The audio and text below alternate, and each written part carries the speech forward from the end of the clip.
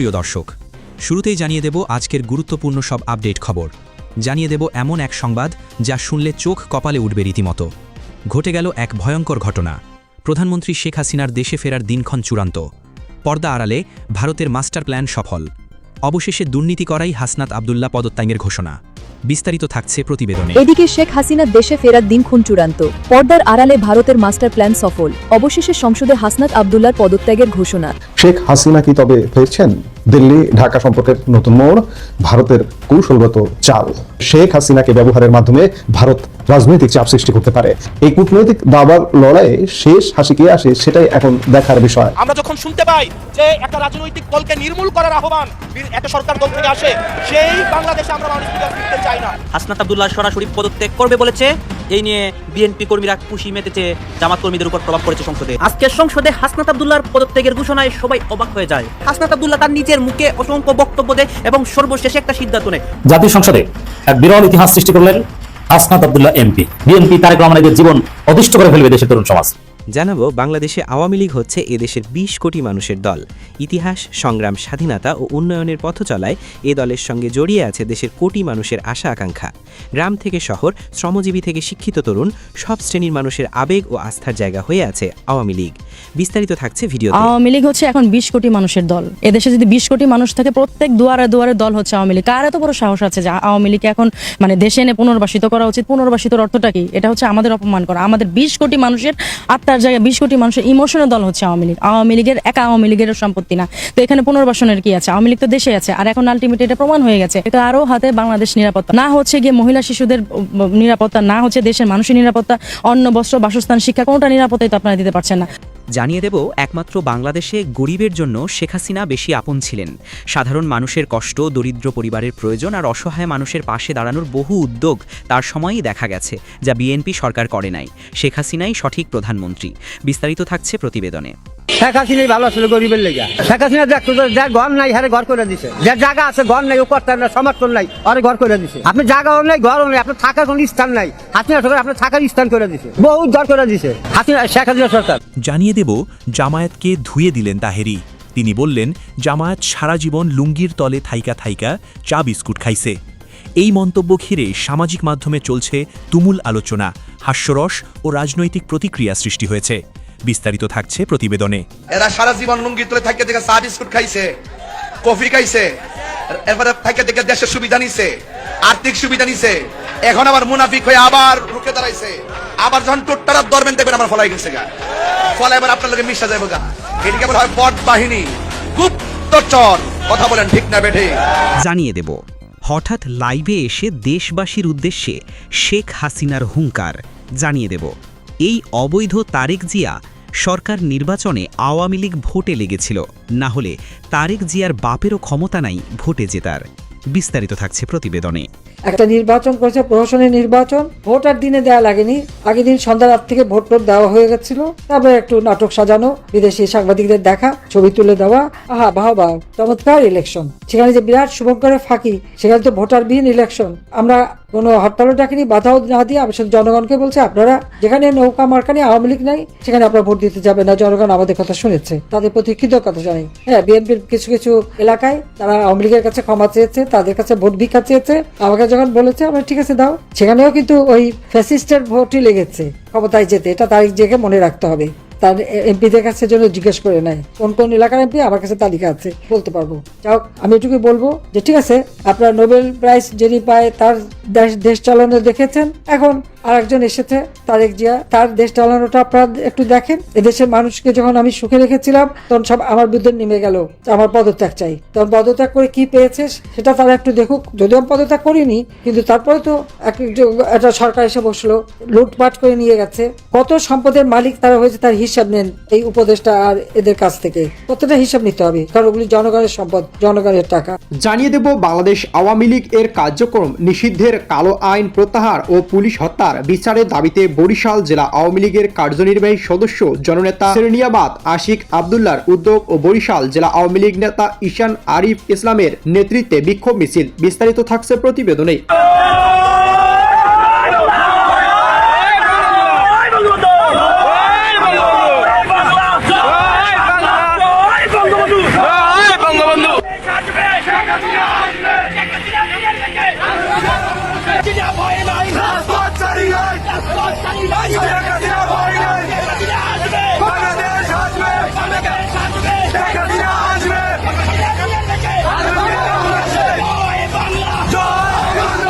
খালেদা জিয়ার গাড়িবহরে হামলা, নিষিদ্ধ ছাত্রলীগ নেতা লাবলুর জামিন প্রত্যাহার। একদিনের মাথায় খালেদা জিয়ার গাড়িবহরে হামলার আসামি সাবেক কেন্দ্রীয় ছাত্রলীগ নেতা ও ঢাকা বিশ্ববিদ্যালয়ের ডেপুটি রেজিস্ট্রার লাবলু মোল্লা শিশিরকে দেয়া জামিন আদেশ প্রত্যাহার করে নিয়েছেন ঢাকার একটি আদালত। সোমবার ২৭ এপ্রিল এই আদেশ দেয়া হয়। এর আগে রোববার এই মামলায় লাবলু মোল্লাকে জামিন দিয়েছিলেন ঢাকার একটি আদালত। মামলা সূত্রে জানা যায় ২০১৫ সালের ২০ এপ্রিল নির্বাচনী প্রচারণার সময় পল্টনে বিএনপি কার্যালয়ের সামনে আয়োজিত পথসভায় দলটির চেয়ারপারসন বেগম খালেদা জিয়াকে হত্যার উদ্দেশ্যে আসামিরা অস্ত্রসহ তার গাড়িবহরে হামলা চালান। এ সময় তারা খালেদা জিয়ার গাড়িবহরের ১২ থেকে ১৪টি গাড়ি ভাঙচুর করে, ৪টি মোটরসাইকেলে আগুন দেয় এবং নেতাকর্মীদের মারধর করা হয়। এই হামলায় খালেদা জিয়ার নিরাপত্তারক্ষীরা আহত হন। খালেদা জিয়াকে লক্ষ্য করে আসামিরা ইট পাথর নিক্ষেপ করলে সাধারণ পথচারীরাও আহত হয়। আওয়ামী লীগ নেতৃত্বাধীন ১৪ দলীয় জোট এবং এর অঙ্গ সংগঠনগুলোর ২০০ থেকে ৩০০ নেতাকর্মী দেশি অস্ত্র হাতে নিয়ে ককটেল বিস্ফোরণ ঘটায়। হামলার সময় আসামিরা মূল্যবান জিনিস ছিনিয়ে নেয় ও জোরপূর্বক আটক রেখে মুক্তিপণ দাবি করে। গণ অভ্যুত্থান নয়, ৫ অগাস্ট ছিল সুপরিকল্পিত রেজিম চেঞ্জ। পুরো সাক্ষাৎকারে চাঞ্চল্যকর তথ্য। গত ৫ অগাস্ট ছাত্র জনতার তুমুল গণ অভ্যুত্থানের মুখে ক্ষমতাচ্যুত হন সাবেক প্রধানমন্ত্রী শেখ হাসিনা। ঘটনাটিকে দেশের মানুষ গণ অভ্যুত্থান হিসাবে জানলেও ভারতের প্রবীণ ও অনুসন্ধানী সাংবাদিক চন্দন নন্দী একে নিছক গণ অভ্যুত্থান মানতে নারাজ। তার মতে এটি ছিল মূলত যুক্তরাষ্ট্র ও ভারতের ভূ রাজনৈতিক স্বার্থের ফসল, আর এই রেজিম চেঞ্জ বা সরকার পরিবর্তনের মূল রূপকার ছিল বাংলাদেশ সেনাবাহিনী। সম্প্রতি ভারতীয় গণমাধ্যম নর্থ ইস্ট নিউজে ৮ পর্বের ধারাবাহিক প্রতিবেদন the Bangladesh exposed the regime change conspiracy প্রকাশ করে আলোড়ন তুলেছেন চন্দন নন্দী ও সাংবাদিক এনায়েত কবির। এরই প্রেক্ষিতে একটি ইউটিউব চ্যানেলে পালস অফ পলিটিক্স অনুষ্ঠানে সাংবাদিক শারমিন চৌধুরীর মুখোমুখি হন চন্দন নন্দী। পাঠকদের জন্য সেই পুরো সাক্ষাৎকারের সহজবোধ্য ও পরিমার্জিত রূপ তুলে ধরা। শারমিন চৌধুরী: আপনাদের নর্থ ইস্ট নিউজের ৮ পর্বের ধারাবাহিক প্রতিবেদনে ৫ অগাস্টের ঘটনাকে গণ অভ্যুত্থান না বলে রেজিম চেঞ্জ বা সরকার বদলের ষড়যন্ত্র কেন বলছেন? আপনাদের মূল ফাইন্ডিংস বা তথ্যগুলো কি? চন্দন নন্দী: দেখুন, এই সরকার বদলের বিষয়টা আমি প্রথম টের পাই ৫ অগাস্টের ঠিক পরপরই ২০২৪ সালের অগাস্ট সেপ্টেম্বর মাসে। এরপর পুরো ২০২৪ ও ২০২৫ সাল জুড়ে দিল্লিতে বসে নানান মানুষের সঙ্গে কথা বলে আমি নিশ্চিত হই যে এটি আসলেই একটি রেজিম চেঞ্জ ছিল। যুক্তরাষ্ট্রের দুটি সংস্থা IRI এবং NDI কিভাবে বাংলাদেশের অভ্যন্তরীণ রাজনীতি নিয়ে কাজ করছিল তা থেকেই আমরা প্রথম ইঙ্গিত পাই। এরপর এই ঘটনার পেছনের সূত্র মেলাতে আমি এবং জ্যেষ্ঠ সাংবাদিক এনায়েত কবির ২.৫ মাস ধরে ব্রেইনস্টর্ম করে পুরো চিত্রটি বের করে আনি। শারমিন চৌধুরী: আপনাদের অনুসন্ধান অনুযায়ী এই ঘটনার সঙ্গে কারা কারা জড়িত ছিল? চন্দন নন্দী: আমাদের পরিষ্কার ফাইন্ডিংস হল এই সরকার বদলের প্রক্রিয়াটি ২০২৪ সালের অনেক আগেই, অর্থাৎ ২০২১ সালের শেষের দিক থেকেই শুরু হয়েছিল। আর এর পেছনের মূল ৩টি পক্ষ হল যুক্তরাষ্ট্র, ভারত এবং বাংলাদেশ সেনাবাহিনী। জানাবো, জ্বালানি সংকটে পোশাক খাত যখন ঢুকছে তখন বিএনপি সরকার কার স্বার্থে কাজ করছে? বাংলাদেশের তৈরি পোশাক খাত এই মুহূর্তে যে সংকটের মধ্যে আছে সেটা নিয়ে ভাবলেই যে কারো বুক ভারী হয়ে আসার কথা। আশুলিয়ায় একটা কারখানায় 10 ঘন্টার মধ্যে ৫ থেকে ৭ ঘন্টা বিদ্যুৎ নেই। জেনারেটর চালাতে ডিজেল লাগবে, কিন্তু ডিজেল পেতে পাম্পে পাম্পে ঘুরতে হচ্ছে ঘন্টার পর ঘন্টা। মাসের জ্বালানি খরচ ১৫ লাখ থেকে ১ লাফে ৩০ লাখে উঠে গেছে। এরই মধ্যে তুলার দাম বেড়েছে, পরিবহন খরচ বেড়েছে। বিদেশি বায়াররা বাড়তি দামে দিতে রাজি নয়। BGMAI বলছে উৎপাদন সক্ষমতা গড়ে ২৫ থেকে ৩০% কমে গেছে। গত মার্চে রপ্তানি কমেছে, গত বছরে একই মাসে 19%। এই পরিস্থিতিতে দেশ চালাচ্ছে যে সরকার, তাদের কার্যকলাপ দেখলে বোঝা দুষ্কর যে তারা আসলেই এই সংকট সমাধান করতে চায় কিনা, নাকি সংকটটাকে বাঁচিয়ে রেখে সুবিধা নেওয়ায় তাদের কাজ। এই বছরে 12 ফেব্রুয়ারি নির্বাচনের কথা মনে পড়ে আছে সবারই নিশ্চয়ই। দেশের বড় বড় রাজনৈতিক দলগুলো সেই নির্বাচনে ছিল না, সাধারণ মানুষ ভোট দিতে যায়নি, কিন্তু সেই নির্বাচনের মাধ্যমে বিএনপি তখন ক্ষমতায় একটা দল যেটা জন্ম হয়েছিল সেনানিবাসে। যেটা গড়ে উঠেছে দুর্নীতি আর সন্ত্রাসকে আঁকড়ে ধরে সেই দলের নাম সর্বস্ত্র মন্ত্রিসভায় যে কোটি কোটি মানুষের জীবন নিয়ে সিদ্ধান্ত নিচ্ছে। জ্বালানি সংকটের কথা বলতে গেলে বিদ্যুৎ ও জ্বালানি প্রতিমন্ত্রী আনিন্দ ইসলাম অমিত বলেছেন ফুয়েল ক্রাইসিস তাৎক্ষণিকভাবেই সমাধান করে দেওয়া হয়েছে। এই কথাটা পরে হাসবেন না কাঁদবেন ঠিক বোঝা যাচ্ছে না। যে সংকটে হাজারো কারখানা উৎপাদন 30% কমে গেছে, রপ্তানি 19% গেছে, শ্রমিকদের বেতন দেওয়া নিয়ে মালিকরা দুশ্চিন্তায় আছেন, সেই সংকট তাৎক্ষণিকভাবে সমাধান হয়ে গেছে এই দাবি করতে একটু লজ্জা লাগে না? ফুয়েল কার্ড তো দেওয়া হচ্ছে, 1000 কারখানা আবেদন করেছে, বিপিসির সঙ্গে ট্যাগ করে দেওয়ার কথা হয়েছে। এগুলো শুনতে ভালো লাগে, কিন্তু বাস্তবতা হলো এই সংকটের শিকড় অনেক গভীরে। ডলার সংকট, বিদেশি মুদ্রা রিজার্ভের হাল, বাংলাদেশে তেল, গ্যাস, কয়লা আমদানির জন্য প্রয়োজনীয় অর্থের যোগান কোথা থেকে আসবে? রূপপুর পারমাণবিক বিদ্যুৎ কেন্দ্রে বছরের শেষ প্রান্তিক সত্যিই কি চালু হবে কিনা, এই প্রশ্নের কোনো সৎ জবাব সরকারের কাছে নেই। বরং দেখা যাচ্ছে সমস্যার মূলে না গিয়ে লোক দেখানো কিছু পদক্ষেপ নিয়ে বাহবা নেওয়ার চেষ্টা। আর এটাই বিএনপি চিরকালের রাজনীতির সঙ্গে সমস্যা তৈরি করে অথবা সমস্যাকে আরো জটিল করে, তারপর সেই সমস্যার অর্ধেক সমাধান করে ত্রাণকর্তা সাজে। পোশাক খাতে ব্যবসায়ীরা সরাসরি বলেছেন, এভাবে চলতে থাকলে বিদেশে বায়াররা বিকল্প বাজারের দিকে সরে যাবে। বাংলাদেশ এখন পোশাক রপ্তানিতে বিশ্বের দ্বিতীয়। এই অবস্থানটা রাতারাতি তৈরি হয়নি, লাখো শ্রমিকের ঘাম আর পরিশ্রমে তৈরি হয়েছে।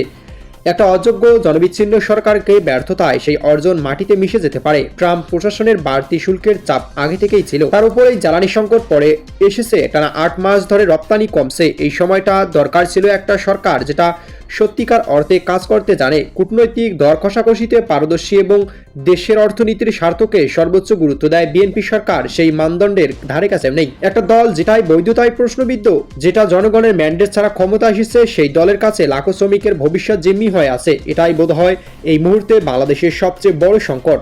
শেখ হাসিনা কি তবে ফিরছেন? দিল্লি ঢাকা সম্পর্কের নতুন মোড়, ভারতের কৌশলগত চাল। শেখ হাসিনার ফেরা না ফেরা নিয়ে অতি সম্প্রতি সাউথ চায়না পোস্ট একটি বিশ্লেষণী নিবন্ধ প্রকাশ করেছে। সেই নিবন্ধের আলোকে এই মুহূর্তে আমরা কথা বলবো। তার আগে একটু বলে নেওয়া ভালো, সব কিছুকে চাপিয়ে আমি শুরুতেই আমার একটা মতামত দিতে চাই। সেটি হচ্ছে যে শেখ হাসিনা ফিরবেন না, কখন ফিরবেন, এটা আসলে সম্পূর্ণ তার নিজের উপর নির্ভর করে। এটা বাংলাদেশের চাওয়া পাওয়ার উপরও নির্ভর করে না। শেখ হাসিনা একজন স্বাধীন মানুষ, তার নিজের সিদ্ধান্ত, নিজের নেবার এখতিয়ার, অধিকার সবকিছুই আছে। কিন্তু তারপরেও আমরা দেখতে চাই সাউথ চায়না পোস্ট কি বিশ্লেষণ করছেন বা কি লিখছেন। দক্ষিণ এশিয়ার রাজনীতিতে এক বিশাল পরিবর্তনের পদধ্বনি শোনা যাচ্ছে। 2024-এর আগস্টে নাটকীয়ভাবে দেশ ছেড়ে ভারতে আশ্রয় নেওয়া বাংলাদেশের সাবেক প্রধানমন্ত্রী শেখ হাসিনাকে নিয়ে ভারত কি তাদের অবস্থান বদলাচ্ছে? দীর্ঘ নীরবতার পর ভারত সরকারের একটি নতুন ঘোষণায় এখন তোলপাড় শুরু হয়েছে দুই দেশের কূটনৈতিক মহলে। ভারত কি শেষ পর্যন্ত তাদের সব থেকে বিশ্বস্ত বন্ধুকে বাংলাদেশের নতুন সরকারের হাতে তুলে দেবে, নাকি এর পেছনে রয়েছে দিল্লির কোনো গভীর রাজনৈতিক চাল? এই মুহূর্তের ভিডিওতে আমরা সাউথ চায়না মর্নিং পোস্টের একটি বিশেষ নিবন্ধের আলোকে প্রতিটি লাইন বিশ্লেষণ করে দেখব কেন এই মুহূর্তটি দক্ষিণ এশিয়ার রাজনীতির জন্য অত্যন্ত গুরুত্বপূর্ণ। 17 এপ্রিল ভারতের পররাষ্ট্র মন্ত্রণালয় একটি বড় খবর নিশ্চিত করেছে। তারা জানিয়েছে ঢাকা থেকে পাঠানো শেখ হাসিনার প্রত্যর্পণ বা এক্সট্রাডিশন অনুরোধটি ভারত এখন আনুষ্ঠানিকভাবে পর্যালোচনা করছে। 2024 সালের আগস্টে তথাকথিত ছাত্র জনতার গণ অভ্যুত্থানের মুখে পদত্যাগ করে ভারতে আশ্রয় নেওয়ার পর থেকে শেখ হাসিনাকে নিয়ে ভারত এতদিন ছিল একেবারে নিশ্চুপ বা অনড়। কিন্তু এখন এই পর্যালোচনা করার বিষয়টি একটি উল্লেখযোগ্য পরিবর্তন হিসেবে দেখা হচ্ছে। ভারতের ওপি জিন্দাল গ্লোবাল ইউনিভার্সিটির অধ্যাপক অভিনব মেহত্রা এই ভাষাকে বর্ণনা করেছেন কৌশলগত নমনীয়তা হিসেবে। যদিও তিনি সতর্ক করেছেন যে সক্রিয় পর্যালোচনা মানেই এই নয় যে ভারত তাকে এখনই হস্তান্তর করবে। এটি মূলত একটি কূটনৈতিক সিগন্যাল যা দিয়ে ভারত বর্তমান ঢাকা সরকারের সাথে কাজ করার মানসিকতা দেখাচ্ছে। মনে রাখতে হবে, গত 8 এপ্রিল বাংলাদেশের পররাষ্ট্রমন্ত্রী খলিলুর রহমান এবং ভারতের পররাষ্ট্রমন্ত্রী এস জয়শঙ্করের মধ্যে দিল্লিতে যে উচ্চ পর্যায়ের বৈঠক হয়েছে, সেখানেই মূলত বরফ গলতে শুরু করে। এখন প্রশ্ন হলো, ভারত কেন শেখ হাসিনাকে ফেরত দিতে চাইবে না? এর পেছনে বড় দুটি কারণ রয়েছে। এক, আইনি বাধা ও মৃত্যুদণ্ড। বাংলাদেশের আন্তর্জাতিক অপরাধ ট্রাইব্যুনাল ইতিমধ্যে শেখ হাসিনাকে মানবতা বিরোধী অপরাধের দায়ে মৃত্যুদণ্ড দিয়েছে। ঐতিহাসিকভাবে ভারত এমন কাউকে প্রত্যর্পণ করতে চায় না যাদের নিজ দেশে মৃত্যুদণ্ডের সম্ভাবনা থাকে। ভারত এখানে মানবাধিকারের বিষয়টি সামনে আনে।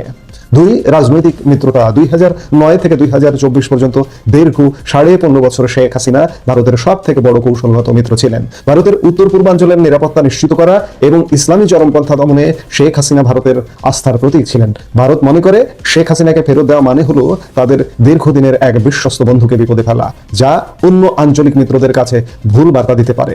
গোয়ার মান্দ্রা ইনস্টিটিউট ফর স্ট্র্যাটেজিক স্টাডিজের প্রধান শান্তি মারিয়েট ডি সুজা একটি চাঞ্চল্যকর মন্তব্য করেছেন।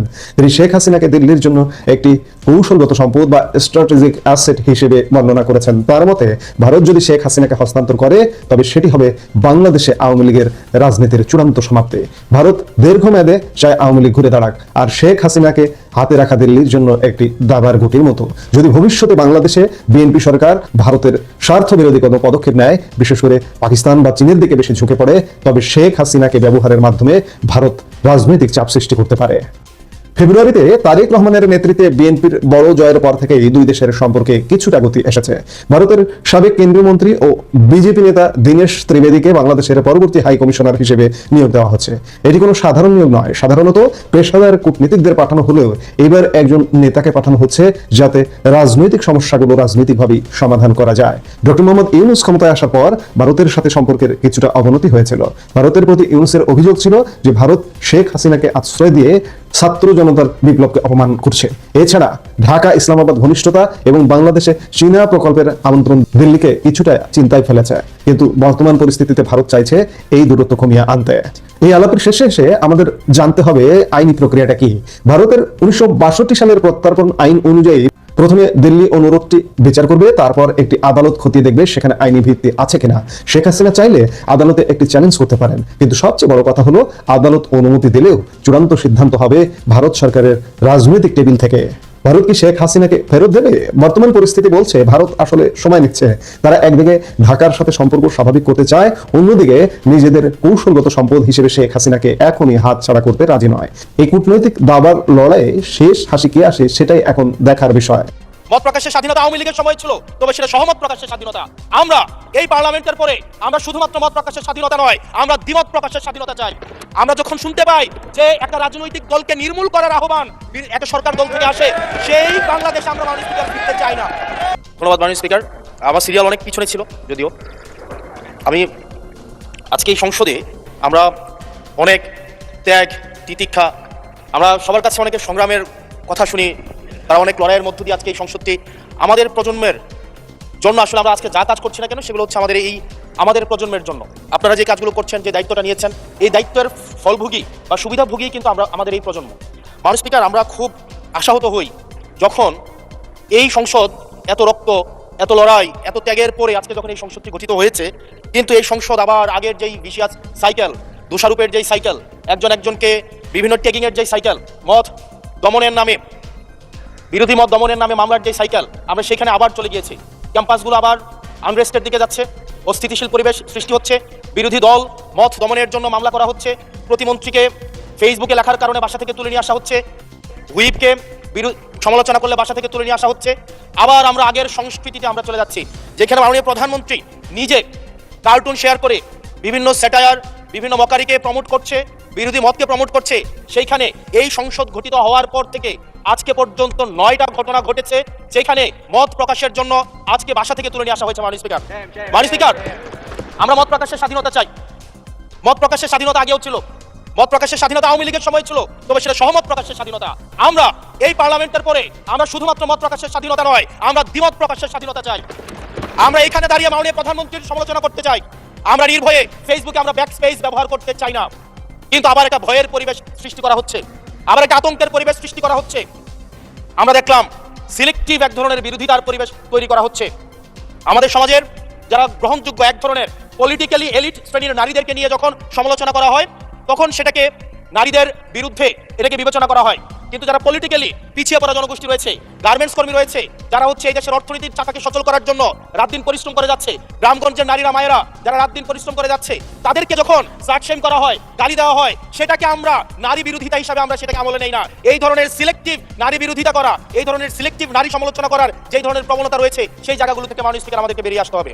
মাননীয় স্পিকার, আজকে ক্যাম্পাসগুলোতে আবার এক ধরনের অস্থিতিশীলতা তৈরি করা হচ্ছে। আমি ইউনিভার্সিটি থেকে 2022 সালের অক্টোবর ইউনিভার্সিটি থেকে এসেছি। আমাদের সময় গ্যাস্ট্রম গণরুমের কালচার ছিল। আমাদের সময় একটা শিক্ষার্থী অনেক স্বপ্ন নিয়ে বিশ্ববিদ্যালয়গুলোতে যেত। আমরা সেখানে দেখেছি ক্ষমতাসীন দল কিভাবে বিশ্ববিদ্যালয়ের শিক্ষার্থীদের তাদেরকে পুঁজি করে তাদের ক্ষমতা কাঠামোকে দীর্ঘমেয়াদী করার জন্য সেখানে বাধ্যতামূলক সেখানে রাজনীতি করাতো। আজকে সেখানে বিশ্ববিদ্যালয়গুলোতে আবার গ্যাস্ট্রম গণরুম কালচার চালু করার প্রয়াস শুরু হয়েছে। আবার সেইখানে বাধ্যতামূলক রাজনীতির কালচার শুরু করা হচ্ছে। আমরা দেখেছি ক্ষমতাসীন যারা রয়েছে তারা তাদের সন্তানদেরকে বিদেশে রেখে নিরাপদ ভবিষ্যৎ নিশ্চিত করে, আর মধ্যবিত্ত সন্তানরা যাদের বাবা মায়েরা কলকারখানায় কাজ করে, যাদের বাবারা রেমিটেন্স যোদ্ধা, যাদের বাবারা কষ্ট করে তাদের সন্তানদেরকে বিশ্ববিদ্যালয়ে পাঠায়, তাদের সন্তানদেরকে ক্ষমতালিবী রাজনীতিবিদরা তাদের সন্তানদেরকে ব্যবহার করে তাদের ক্যারিয়ারে ঝুঁকিতে ফেলে তাদের গদি বা পাটাতন শক্ত করার জন্য নিজের সন্তানের ভবিষ্যৎকে বিদেশে রেখে নিরাপদে রাখে, আর পরের সন্তানের ভবিষ্যৎকে নিয়ে ছিনিমিনি খেলে। মাননীয় স্পিকার, আমরা এই সংস্কৃতির পরিবর্তন চাই। আমরা চাই বিশ্ববিদ্যালয়গুলো শুধুমাত্র নেতা তৈরির হাতিয়ার হবে না। এই বিশ্ববিদ্যালয়গুলো গবেষণা, বিশ্ববিদ্যালয়গুলো পাঠ চর্চা, বিশ্ববিদ্যালয়গুলো সেখানে এক ধরনের মনস্তাত্ত্বিক সমৃদ্ধি, এবং সেখানে আমরা যেখানে গবেষণা হবে সেখানে আমরা বিশ্ববিদ্যালয়গুলো থেকে বুদ্ধিজীবী গবেষক আমরা বাংলাদেশকে এবং জাতিকে উপহার দিতে পারবো। কিন্তু অত্যন্ত দুঃখজনক বিষয়, আজকে বিশ্ববিদ্যালয়গুলো শুধুমাত্র নেতা উৎপাদন করার এক ধরনের বিশেষ সার্কেলে পরিণত হয়েছে। মাননীয় স্পিকার, আমাদের প্রধানমন্ত্রী যিনি আছেন, মাননীয় প্রধানমন্ত্রী, ওনার সন্তান যেই প্রজন্মের, আমরা একই প্রজন্মের, আমাদেরকে ধারণ করার চেষ্টা, আমি চাইবো আপনারা সবাই আমাদেরকে ধারণ করার চেষ্টা করবেন। বিএনপির নয়, কেবল জামাতের নয়, কেবল এনসিপির নয়, বাংলাদেশের মানুষের স্বার্থ, বাংলাদেশের মানুষের আকাঙ্ক্ষা, বাংলাদেশের মানুষের স্বপ্ন বাস্তবায়ন যেন আমরা করতে পারি। মাননীয় স্পিকার, এই চেয়ার আমি অনুধাবন করতে পারছি জনগণ বিচ্ছিন্নতা তৈরি করে। এই সংসদে বসে, এসি রুমে বসে, এসি গাড়িতে চলে, মিনিস্ট্রির এসিতে বসে, বাসার মধ্যে 24/7 আনইন্টারাপ্টেড ইলেকট্রিসিটির মধ্যে থেকে জনগণের সমস্যা বোঝা যায় না। এই জন্য এই সংসদে যখন আমরা দাঁড়াই, আমরা জনগণের সমস্যা অনুধাবন করতে পারি না। আমরা এই সংসদে বসে যদি আমরা লোডশেডিং এ আমরা খুঁজি, এই সংসদে বসে লোডশেডিং পাওয়া যাবে না, এই সংসদে বসে জনগণের সমস্যা পাওয়া যাবে না, এই সংসদে বসে সবকিছুকেই। মাননীয় স্পিকার, আমরা যে এই বাংলাদেশের সবচেয়ে সুবিধাভোগী মানুষের মধ্যে এই সংসদে যারা বসে আছি, বাংলাদেশের সবচেয়ে ফেসিলিটেড মানুষের মধ্যে আমরা অন্যতম। মাননীয় স্পিকার, আমাদের জনগণের কাছে যেতে হবে, জনগণের আশাগুলোকে, সময়গুলোকে, স্বপ্নগুলোকে আমরা রাজনৈতিক ভাষার মধ্য দিয়ে, কর্মসূচির মধ্য দিয়ে সেগুলোকে বাস্তবায়নের জন্য আমাদের সবাইকে সমন্বিতভাবে, ঐক্যবদ্ধভাবে কাজ করার প্রয়াস আমাদেরকে থাকতে হবে। আবার যদি আমরা বিভাজনের রাজনীতিতে যাই, তাহলে সেখান থেকে বিএনপি বেনিফিটেড হবে না, এনসিপি বেনিফিটেড হবে না, জামাত ইসলামী বেনিফিটেড হবে না, সেখান থেকে বেনিফিটেড হবে আমরা জুলাইতে যাদেরকে আমরা পরাজিত করেছি তারা বেনিফিটেড হবে। সেজন্য আজকে এই সংসদে আমাদের একটা ন্যাশনাল এগ্রিমেন্টের দিকে যেতে হবে। আমরা পলিসির জায়গায় আমাদের বিরোধিতা থাকবে, পলিসির জায়গায় আমরা ডিসএগ্রিমেন্টের মধ্যে থাকবো, কিন্তু আমাদের একটা রেড লাইন টানা উচিত। এই লাইনটা আমরা ক্রস করবো না।